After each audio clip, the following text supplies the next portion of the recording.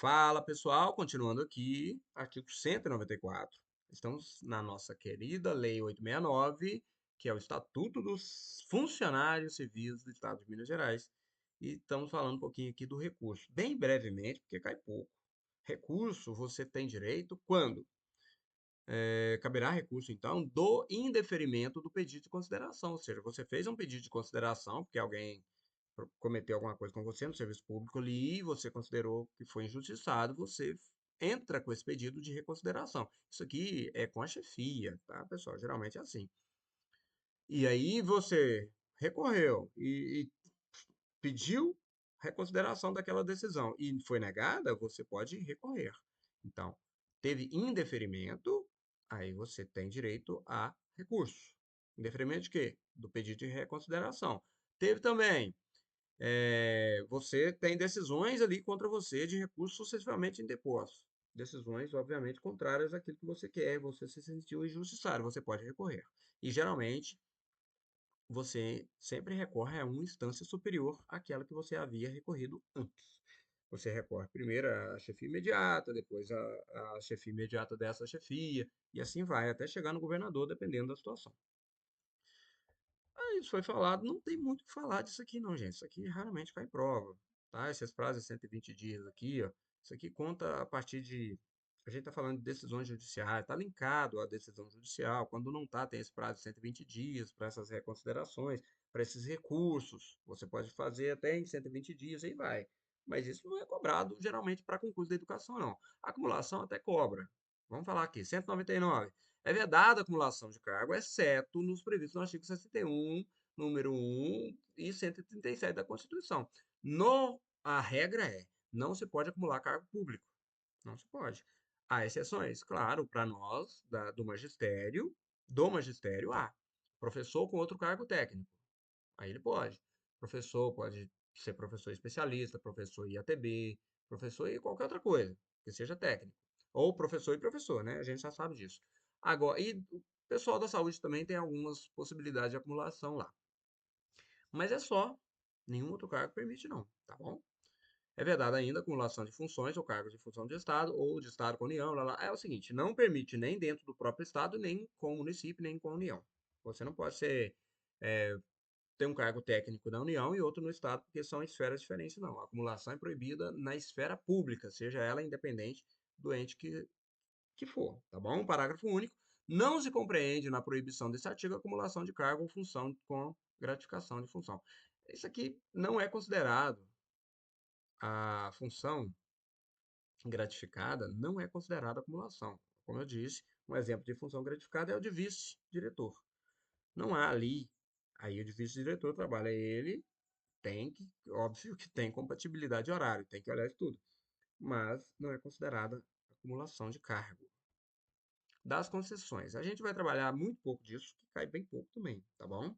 As concessões, ó, artigo 201, sem prejuízo do vencimento, remuneração, qualquer outro tipo de vantagem legal, o funcionário poderá faltar do serviço até 8 dias consecutivos por motivo de casamento, falecimento do cônjuge, pais, filhos e irmãos. Já falamos disso, tá bom? Ele pode tirar ali para casamento ou luto, ele tem até 8 dias. Segundo a 869, tá aí. Vamos para frente, não tem muito o que falar, não. Não é cobrado, gente. Vamos ficar batendo em coisas que raramente é cobrado. Pelo exercício, agora das responsabilidades, aqui já é cobrado. Pelo exercício irregular de suas atribuições, o funcionário responde civil, penal e administrativamente, sim. Vamos imaginar que ele fez caquinha lá e quebrou um computador, ou surrupiou um computador, né, um piculato, coisa assim. Ele ele responde na esfera civil, ele tem que pagar aquele prejuízo que ele deu. Na esfera penal, ele pode ser preso e administrativamente. Isso tudo junto ainda. É um atrás do outro. Ele pode perder o serviço na esfera administrativa, ele pode ter que pagar o prejuízo e ele ainda pode ser preso. Responde nas três esferas, ao mesmo tempo, dependendo do nível. Isso depende, né, pessoal? Tem situação que não é crime para a justiça, para a área penal, mas só responsabilidade civil. Outros casos só administrativamente. Isso é caso a caso que é estudado. Artigo 209, a responsabilidade civil decorre do procedimento doloso ou culposo, que importe em prejuízo da fazenda estadual do terceiro. Dá prejuízo na fazenda estadual para ver. Vai dar prejuízo no erário para ver o que você está arrumando, o problema que você está arrumando. Aí eles correm atrás de você até na caverna, até no buraco do tatu. Eles te acham. Então, nós estamos falando da responsabilidade civil. Você deu prejuízo para o Estado, você responde civilmente. Você tem que pagar o seu prejuízo. Ah, mas foi sem querer, problema seu. Doloso ou culposo. Tanto faz.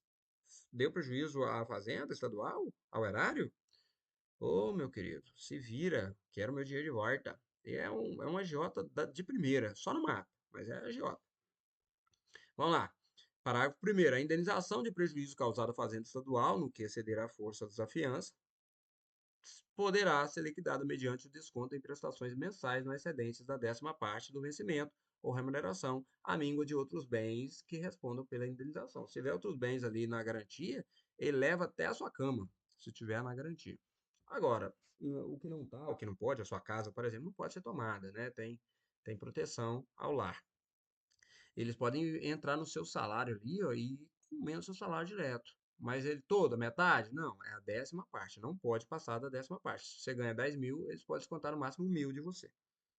Tá bom? Mas vão, tá? Você pegou lá, tem umas garantias lá, pegou tudo e não deu certo, aí eles vão entrar no seu salário. Tratando-se de dano causado a terceiro, responderá o funcionário perante a Fazenda Estadual em ação regressiva, proposta depois de transitar em julgado a decisão, em última instância, que houver condenar a Fazenda a indenizar o terceiro prejudicado. Você precisa entender o seguinte: você é um agente do Estado, você é um representante do Estado. Portanto, se você dá prejuízo a terceiros, a outros, quem responde é o Estado. Não é você, porque você é um braço do Estado. Você, na verdade, é uma célula do Estado, né? Braço eu exagerei. Mas é isso. Você não tem personalidade própria. Você não será processado por essa pessoa que causou prejuízo. Quem será processado é o Estado. Oba, então me dei bem. Posso causar prejuízo a terceiros sem dó. Que quem vai responder é o Estado mesmo? Pois é, mas aí o Estado, em ação regressiva, vai lá e toma os seus negócios tudo. O que é ação regressiva? Depois que foi condenado o Estado a pagar alguém pelo prejuízo que você causou, o Estado vai lá e faz uma ação regressiva e toma tudo que ele levou de prejuízo de você. Ele vai lá e recebe o dinheirinho dele de volta. Fala assim, ó, você me deu prejuízo, eu que respondi na justiça por sua culpa, e você é meu funcionário, hoje você fala servidor, então, meu querido, vamos lá. O que tem de garantia para nós? Vai passando, ele só não te mata. O que ele puder tomar de você, ele toma. O que ele puder, né? Dentro dos limites legais. Inclusive 1/10 do seu salário por mês até quitar tudo que você deve para ele, porque você causou prejuízo. Você não sai impune, não. A responsabilidade penal abrange os crimes de contravenção imputados ao funcionário nessa qualidade. Estávamos falando da esfera civil até aqui, agora nós estamos falando da esfera penal. Penal é quando você comete um crime, ou contravenção, e aí você precisa responder na justiça penal. A responsabilidade administrativa resulta dos atos ou omissões praticados no desempenho do cargo ou função. Então, ali, a administrativa é o mais leve de todos, que você está respondendo dentro do seu serviço. Aí tem um PAD, que é seus 3 coleguinhas. Eu não vou falar disso antes, não, que a gente vai tratar disso mais à frente. As combinações civis, penais e disciplinares poderão acumular-se. Se você causar prejuízo financeiro, cometer um crime lá da esfera penal e ainda cometer omissões administrativas, os 3 recaem sobre você, sendo umas e outras independentes entre si, bem assim as instâncias civil, penal e administrativa. A única coisa que existe nessa situação aqui, instância civil, penal e administrativa, é o seguinte: quando você é considerado culpado na administrativa ou mesmo na civil e chegou na penal e você foi considerado inocente, aí anula-se tudo que foi colocado aqui na administrativa, tudo que foi colocado aqui na civil. Por que assim, professor, se elas são independentes? Pelo seguinte, na esfera penal, a apuração tem que ser muito mais minuciosa, muito mais cuidadosa do que na civil e mais ainda do que na administrativa. A administrativa é a mais frouxa de todas, tem um controle menor. Então, se a penal falou que está liberado, que é inocente, a administrativa tem que acatar, Porque não é possível que uma investigação administrativa seja mais criteriosa do que a penal. Não pode, não existe isso.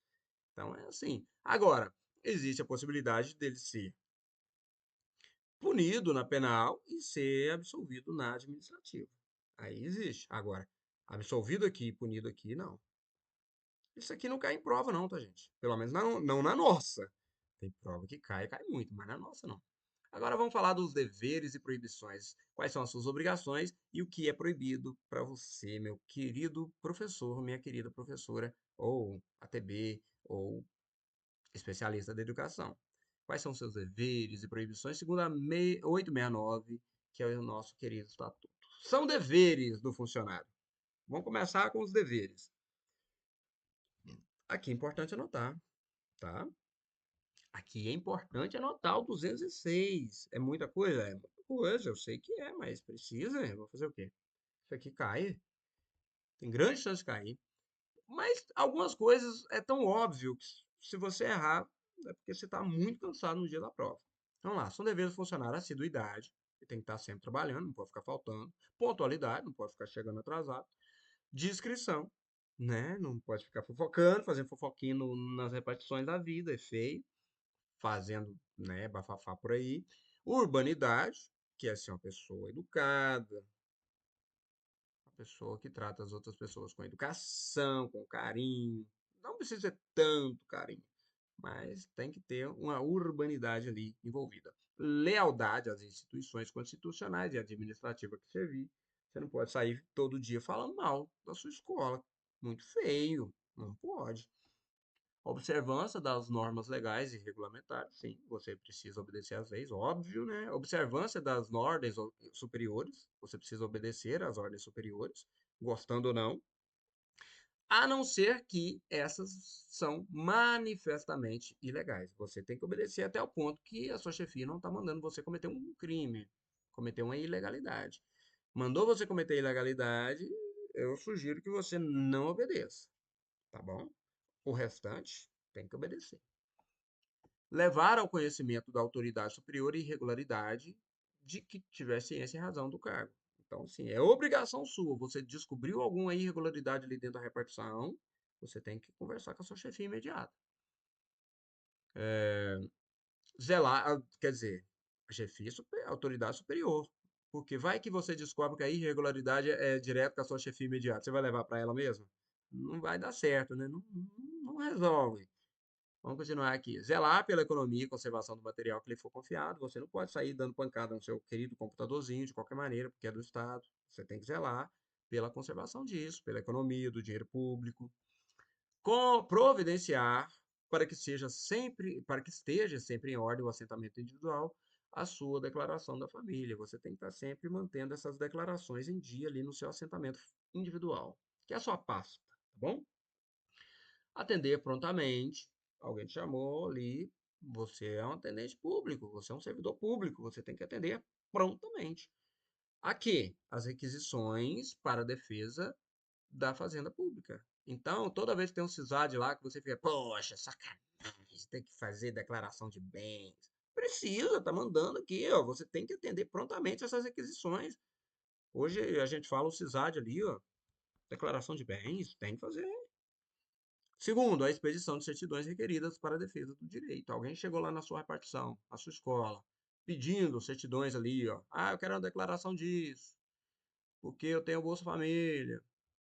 Se o seu aluno estiver realmente estudando, você tem que atender prontamente. Não é falar assim, ah, vem semana que vem que talvez a gente arrume essa declaração para você. Não, é na hora.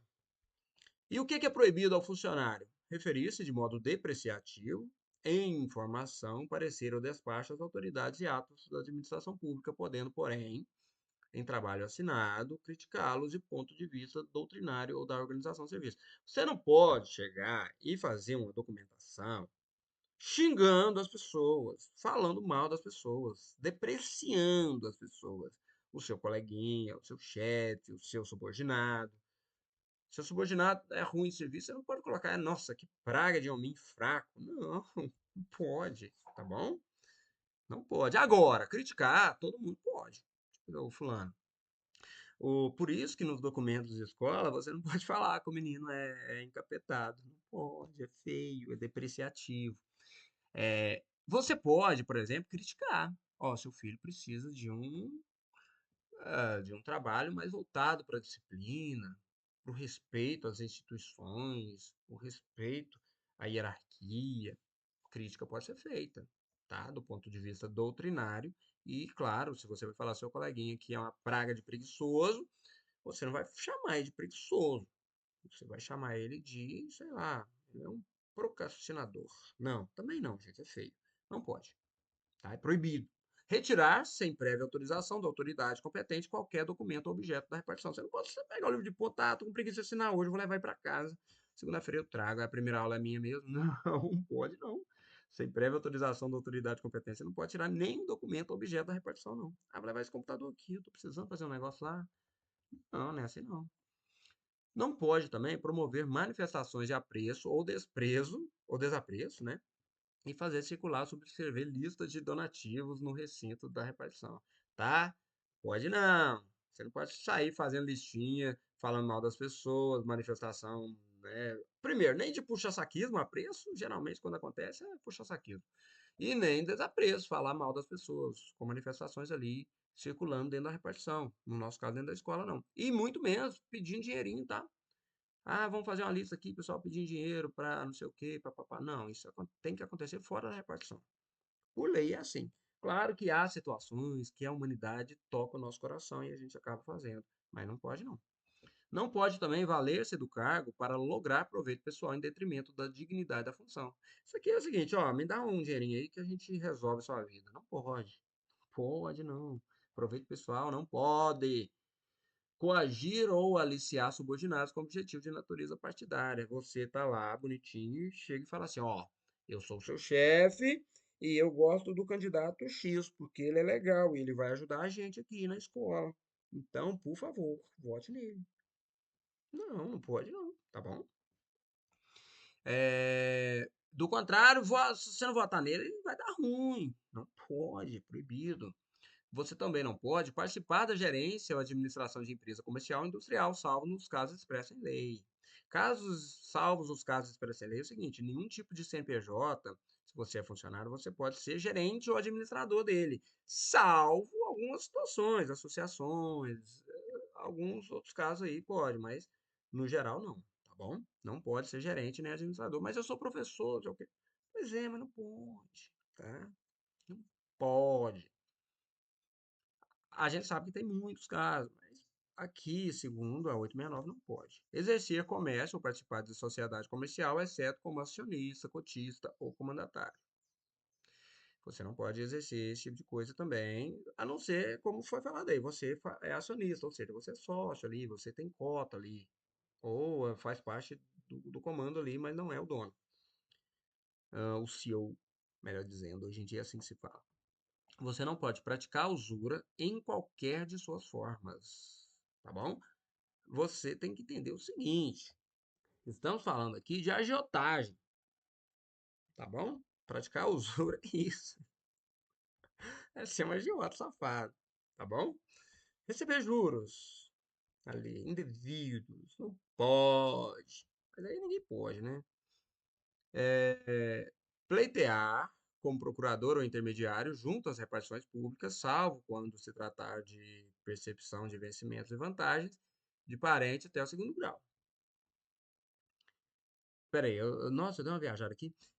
Você não pode, ó, pleitear como procurador ou intermediário junto às repartições públicas, salvo quando se tratar de percepção de vencimentos e vantagens de parente até segundo grau. Você não pode ficar ali fazendo intermediação de pessoal da sua família. Peraí que eu vou espirrar. Oxi, peraí, eu vou até parar aqui. Opa, deu tempo até de travar o vídeo aqui antes de espirrar. Deu certinho aqui. Então, assim, você não pode ficar ali. Você trabalha na repartição e fazendo intermediação financeira ali com a repartição para parente, não. É isso. Receber propina, oxe, não pode? Poxa. Comissões, presentes e vantagens de qualquer espécie em razão das suas atribuições. Tá bom? Não pode. Propina não pode, hipótese nenhuma, né? Mas presente. Em função das suas atribuições, você é uma pessoa que pode favorecer quem está te presenteando, você não pode receber. Toma aqui um queijo para você liberar o meu empréstimo. Não pode. Contar a pessoa estranha a repartição, fora dos casos previstos em lei, o desempenho em cargo que ele competir e a de seus subordinados. Pensa, você sair espalhando para as pessoas o que os seus subordinados fazem, como é o desempenho deles. Nossa, aquele é bom de serviço. Ah, aquele não vale nada. Não pode.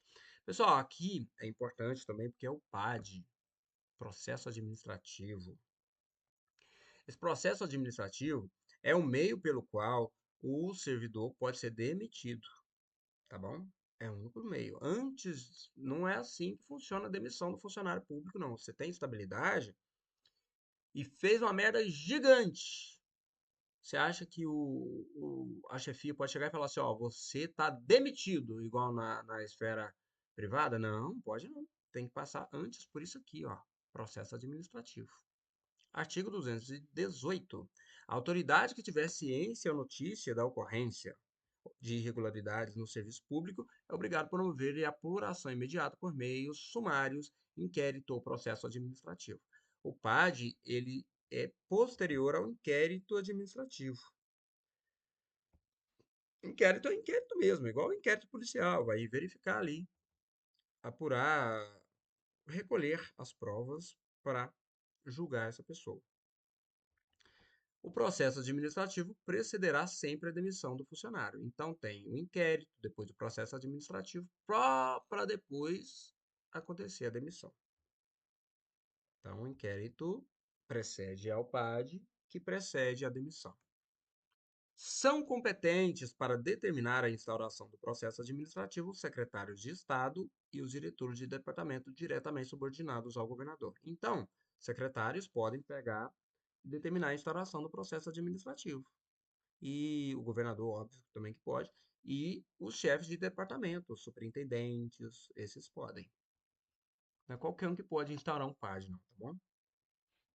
O processo administrativo constará de duas fases distintas. Primeiro, o inquérito administrativo e o processo propriamente dito.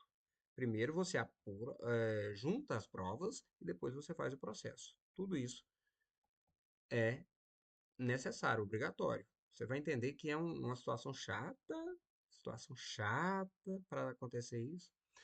Parágrafo 1º. Ficará dispensada a fase do inquérito administrativo quando forem evidentes as provas que demonstrem a responsabilidade do indiciado ou indiciados. Vamos supor, o recolhimento de provas pelo inquérito. Hoje, por exemplo, temos câmeras nas repartições. Imagina que na câmera flagrou o servidor roubando, dando tapa na cara dos outros, roubando computadores, fazendo xixi na mesa. Ali nem precisa de inquérito, né? Tá a gravação. Então já vai direto para o PAD. O inquérito administrativo se constituirá da averiguação sumária sigilosa, ele nem fica sabendo que está sendo investigado.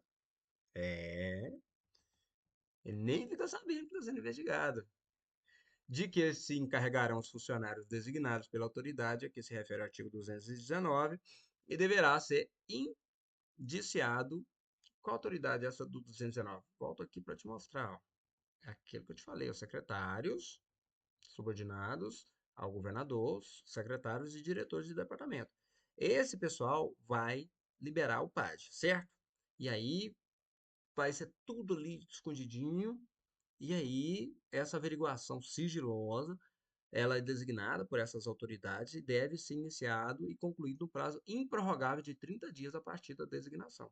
Então o superintendente mandou fazer uma averiguação lá, que é um inquérito administrativo. Bem escondidinho para ninguém ficar sabendo, principalmente a pessoa que está sendo investigada. Aí tem 30 dias para chegar no resultado, tá bom? Os funcionários designados para proceder ao inquérito, salvo autorização, era para estar escrito salvo aqui, autorização especial da autoridade competente, não poderão exercer outras atribuições além das de pesquisa e averiguação indispensáveis à elucidação do cargo, devendo levar as conclusões a que chegarem ao conhecimento das autoridades competentes com caracterização dos indiciados. É uma coisa muito difícil de acontecer, né? A averiguação é sigilosa, ela acontece debaixo dos panos, mas a pessoa que foi ali colocada para fazer isso, que são colegas de trabalho, elas não podem fazer mais nada. Elas têm que trabalhar só nisso, elas não poderão exercer outras atribuições além dessas de pesquisa e averiguação. Então fica meio difícil de ficar sigiloso, né? Mas é assim que tá. Você foi designado para fazer o inquérito, você não, você sai da sua função normal e vai trabalhar só no inquérito. E tem no máximo 30 dias para entregar as provas que forem solicitadas, ou a falta delas, né? Nenhuma penalidade, exceto repreensão, multa, suspensão, poderá decorrer das conclusões que chegar ao inquérito, que é simples, fase preliminar do processo administrativo. É só juntada de prova. Inquérito é isso, é juntada de provas. Então você não pode punir ninguém pelo resultado. Opa, aqui ó, chama a provinha aqui, ó. Fulano testemunhou, Beltrano testemunhou que você fez isso. Ah, então temos testemunhas, temos um indício aqui e tal, o inquérito chegou a essas provas. Ah, não, então beleza, nós vamos então mandar ele embora. Não. O máximo que você pode fazer, dependendo da robustez das provas, é repreensão, multa ou suspensão. Multa praticamente não existe, tá, gente? Só tá na lei aqui. Muito raro acontecer. Pelo menos eu não, pelo que eu sei, há muitos e muitos anos não se tem multa. Os funcionários encarregados do inquérito administrativo dedicarão todo o seu tempo aos trabalhos do mesmo. Eita. Sem prejuízo de vencimento, remuneração ou vantagem decorrente do exercício. Ele vai ganhar mesmo tanto, mas vai trabalhar só no inquérito. E vai ficar sigiloso demais, não vai? Imagina, você faz uma caquinha lá e do nada três funcionários ali param de dar aula e começam a circular na escola, olhar a documentação, aquela coisa toda. Vai ficar muito sigiloso. Ninguém vai descobrir de jeito nenhum o que está acontecendo. O processo administrativo será realizado por uma comissão designada pela autoridade. Peraí, então nós terminamos ali a parte do inquérito, né? Terminamos. Agora vamos para o processo administrativo em si. O processo administrativo será realizado por uma comissão. É formada uma comissão para fazer o PAD, tá?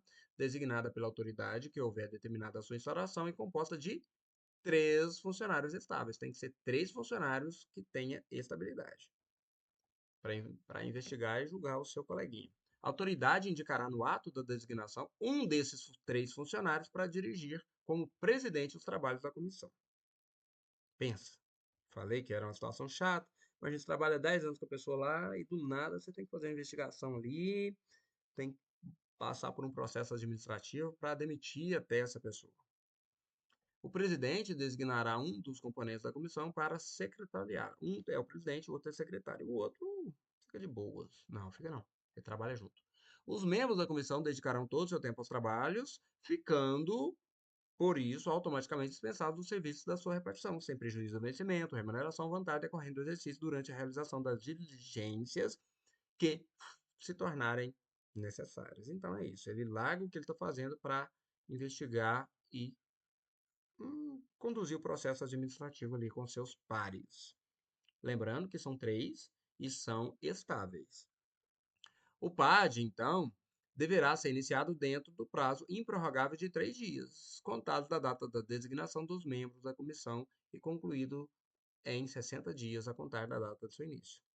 Então, vamos lá. O PAD começa com o inquérito, certo?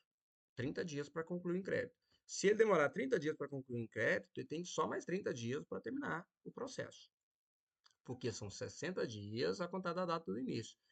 Isso improrrogável. Em 3 dias tem que ser instaurado. Foi designado ali. O governador, o secretário mandou, ó, tem que instaurar um PAD contra o fulano. Em 3 dias, no máximo, tem que estar a comissão, tem que estar todo mundo arrumadinho para o presidente, o secretário, para correr atrás de arrebentar com o coleguinha. Parágrafo único. Por motivo de força maior, poderá a autoridade competente prorrogar os prazos da comissão por no máximo 30 dias. Se acontecer uma tragédia muito grande, aí pode ser prorrogado por mais 30. 60 é improrrogável. 60 é o prazo. Mas aí aconteceu um troço muito ruim lá, uma tragédia, e pode prorrogar por mais 30. Agora, o prazo de 3 dias para instaurar o PAD, não. Isso aí não pode, não. A comissão procederá a todas as diligências que julgar convenientes, ouvindo, quando necessário, a opinião dos técnicos e perito, ou peritos. Então, tudo que for feito ali precisa ser com bastante cuidado, porque você vai estar decidindo a vida da pessoa. Parágrafo único. Terá o funcionário indicado ao direito de, pessoalmente ou por procurador, acompanhar todo o desenvolver do processo. Ó, vamos lá. O inquérito é sigiloso. A partir do momento do inquérito, aí acabou. Aí o funcionário precisa ter ciência. Que aí ele precisa saber o que está acontecendo. Ele será comunicado e ele vai acompanhar o desenrolar desse processo, por si só ou por procurador. Geralmente o pessoal, quando quer se manter na instituição e acha que foi injustiçado, ele arruma até um advogado para acompanhar o processo, podendo, através de seu defensor, indicar e inquirir testemunhas, requerer juntadas de documentos, vista o processo em mãos da comissão e o que mais for necessário a bem do seu interesse, sem prejuízo do andamento normal do trabalho. Ele não pode travar os trabalhos, mas ele pode requerer, precisa ver as provas que foram feitas, ele pode juntar testemunhas, ele pode um monte de coisa ali dentro. Ele só não pode ficar arrumando modos de travar o PAD, porque o PAD tem prazo. Ele pode tentar travar o PAD ali, essa situação, justamente para que o prazo vença e ali, se o PAD vencer e nada acontecer, continua normal. Ultimado o processo, ou seja, terminado o processo, a comissão mandará, dentro de 48 horas, citar o acusado no prazo de 10 dias para apresentar a defesa. Então, assim, terminou o processo, aí você intima em 48 horas, você citar ele é chamar ele, tá bom, vem cá, ó, você tem 10 dias para apresentar a sua defesa aqui. Nós já temos aqui o nosso esquema aqui para te arrebentar. Parágrafo único. Achando o seu acusado em lugar incerto, a citação será feita por edital publicado no órgão oficial durante 8 dias consecutivos. Vamos supor que ele fugiu, ele está 10 dias sumido e ninguém sabe onde ele está. Como é que você vai citar ele? Como é que você vai chamar ele para sua defesa? Aí é feita a publicação no Diário Oficial, 8 dias seguidos. Nesse caso, o prazo de 10 dias para apresentação da defesa será contado da data da última publicação. São 8 dias ali chamando o cara que está desaparecido. Aí no último dia, a contar desse último dia, em 10 dias ele precisa apresentar a defesa.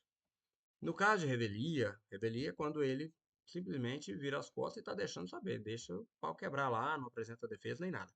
Será designado ex officio pelo presidente da comissão um funcionário para incumbir-se da defesa. Pra você ver como é que é difícil mandar o cara embora quando ele tem essa habilidade. Mesmo que ele sumir. Mandar embora que eu falo é demitir, tá? Que é punição. Tem que ele sumir, ficar sumido lá 10 dias, deu 8 dias lá na chamada, 18 dias, aí ele não apareceu, não apresentou defesa e tudo. Aí o presidente da comissão do PAD fala assim, ó, fulano de tal, você aí é coleguinha dele, você é chegado dele? Sou, gosto dele, tal, mas não tem nada a ver com vida ruim dele, não. Pois é, problema seu. Você será o defensor dele. Tá bom? Aí vai ser o padre, essa pessoa ali, do nada, assim, vai defender ela. Sem informação? Não. Aí vai passar algumas informações para ele. Mas dependendo do caso, nem tem o que fazer, não. Ele vai estar ali só para cumprir exigência legal mesmo. E esgotado o prazo desse artigo aí, do 125, que nós falamos aí, os 10 dias, a comissão apreciará a defesa produzida, e então apresentará seu relatório dentro de 10 dias. Aí, deu 10 dias, ele apresentou a defesa, e o outro lá, que foi incumbido para fazer o mesmo, apresentou a defesa. A comissão tem mais 10 dias para apresentar o resultado. É assim que funciona. Nesse relatório, a comissão apreciará, em relação a cada indiciado, separadamente, se tiver mais de um, né, gente? As irregularidades de que forem acusados, as provas colhidas no processo, as razões da defesa, propondo então justificadamente a absolvição ou a punição, indicando nesse caso a pena que couber. É o seguinte: se acontecer uma caquinha lá em conjunto, tem 5 funcionários lá envolvidos, cada um funcionário será apreciado a situação dele individualmente, dentro desses prazos que foi falado. E se um deles for considerado inocente, ou sei lá, a punição deste seja menor, um pode ser demitido, outro pode ser só suspenso, outro pode receber repreensão, isso é muito relativo. É individual.